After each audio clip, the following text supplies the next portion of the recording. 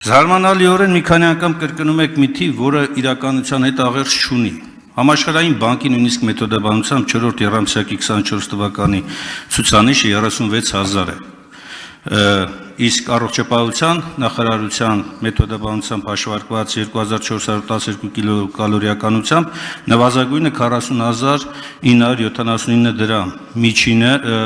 ավելի ճիշտ նվազագույն սպառողականը 75,811, սա 24-ի 4-րդ եռամսյակի արդյունքներն են։ Տիկին Տիգրանյան, ինձ թվում է այս դահլիճում եւ այս դահլիճից դուրս շատերը կվկայեն ոլորտի կառավարումը, երբ որ կարճ ժամանակահատված է ընդորում եղել, որից շատ ավելի երկար եք հիմա դուք իշխանության, եղել է մեր ձեռքում բարեփոխումներն ու ձեռքբերումները ակնհայտ են։ Մեկն էլ պարոն Արշակյանը կարող է վկայել պարտադիր կൂട്ടակայինի դեմ պայքարի շրջանակներում։ Բայց իմ հարցը հիմա շատ պարզ է։ Դուք մանիպուլացնում եք անընդհատ նյութական նորմի եւ ընդհանրակարգային նորմերի հասկացությունների միջև։ Ես հանձնաժողովի նիստում էլ ասեցի, որ աշխատակազմի առաջարկություններն ընդունելի են։ Հիմա եթե ձեր առարկությունը դա է, խնդիր չկա, մենք դա իրացնում ենք։ Ամփոփեք հարցը։ Պարոն Մինասյան, մի քանի շերտերով էր ձեր հարցը, չգիտեմ որին անդրադառնամ, ձեր ոլորտի կառավարման տարիների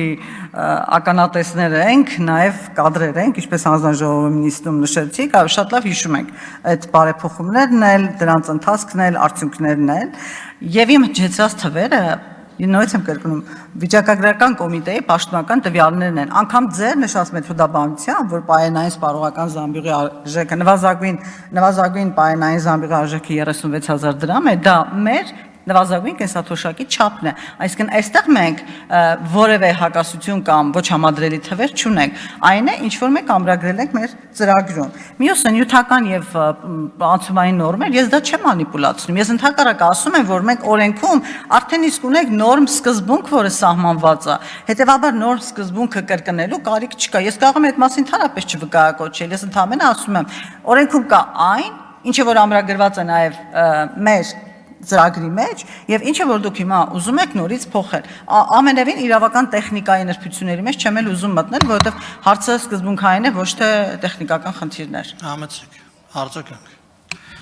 Տեսեք, նորից կրկնեմ, հա, 4-րդ եռամսյակի պաշտոնական վիճակագրությունն եմ ցիտում։ Տվյալով համաշխարհային բանկի մեթոդաբանությամբ հաշվարկված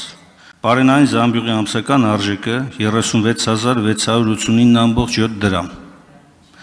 Նվազագույն սպառողական զամբյուղի ամսական արժեքը 67,875,9 դրամ։ Առողջապահության նախարարության կողմից մեթոդաբանության, որը մենք առաջարկում ենք կիրառել, ամսական ուրեմն արժեքը 40,970,9 դրամ եւ նվազագույն սպառողական զամբյուղի արժեքը 75,811 դրամ։ Հիմա ասեք տեսնեմ, այս պահի դրությամբ ձեր կողմից մատնանշված նվազագույն թոշակը որ այս ցուցանիշներին է անցնում, որ մեկին է անցնում։ Դուք ինչու եք հիմա ապատեղեկատվություն տարածում։ Ձեր այսօրվա նվազագույն թոշակը, որ դուք վկայակոչում եք, նույնիսկ 4-րդ եռամսյակի տվյալներով չի բավարարում նվազագույն պարենային զամբյուղի արժեքին։ Ցածր նույնիսկ մեթոդաբանության հաշվարկով։